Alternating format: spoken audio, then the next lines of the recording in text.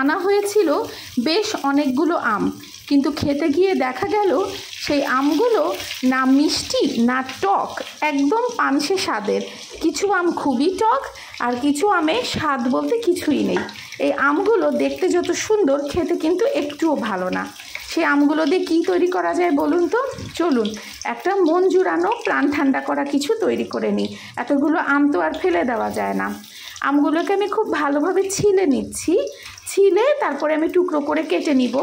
আপনি চাইলে ছিলে তারপরে হাত দিয়ে চটকেও নিতে পারেন, কোনো অসুবিধা নেই।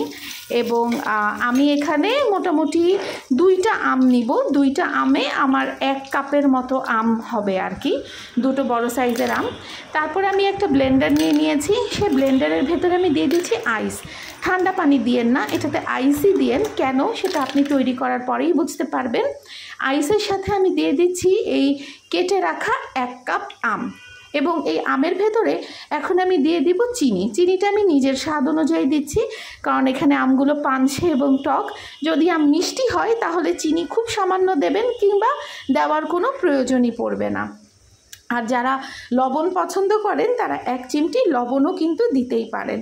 চিনিটা দেওয়া হয়ে গেলে আমি এই আমের মিশ্রণে দিয়ে দিব হচ্ছে 1 কাপ পরিমাণ দুধ, মানে যতটুকুন আম নিয়েছি ততটুকুন পরিমাণ আমি দুধ দিয়ে দিব। আমি এখানে ইউএইচটি মিল্ক ব্যবহার করছি।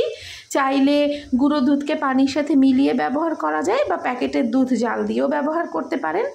এবং এই 1 কাপ দুধটা দিয়ে দেওয়ার পরে, মানে আম এবং দুধ এখন সমান সমান হয়ে যাওয়ার পরে, আমি এতে দিব হচ্ছে আধা কাপ পরিমাণ টক দই। টক দইয়ের পরিমাণটা নিজের ইচ্ছে অনুযায়ী অ্যাডজাস্ট করতে পারেন। আমি এখানে আধা কাপ পরিমাণই দিচ্ছি, কারণ আধা কাপেই হবে। এবং এরপর এই সম্পূর্ণ মিশ্রণটাকে আমি ব্লেন্ড করে নিব। চাইলে এটার ভেতরে সামান্য একটু বিট লবণও কিন্তু দিতে পারেন, তবে আমি বিট লবণটা অ্যাভয়েড করি। এই তো ব্লেন্ড করা হয়ে গেছে। নিজের ইচ্ছা অনুযায়ী সাজিয়ে এটাকে পরিবেশন করতে পারেন। এই গরমে মন একদম জুড়িয়ে যাবে, আর বাসার সবাইও খেয়ে খুবই তারিফ করবে। এই তো হয়ে গেল আজকের সহজ রেসিপি।